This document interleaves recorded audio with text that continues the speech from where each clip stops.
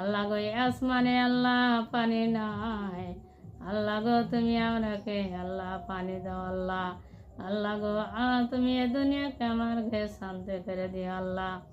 আল্লাহ আমরা এই দুনিয়াতে যত সব গুনাহ কথা করেছি আল্লাহ তুমি সবকে মাফ করে দিও আল্লাহ। আমার এই দোয়া থেকে আল্লাহ দুনিয়াতে আল্লাহ সবকে আল্লাহ ইনসান ইমানদার বানিয়ে দাও।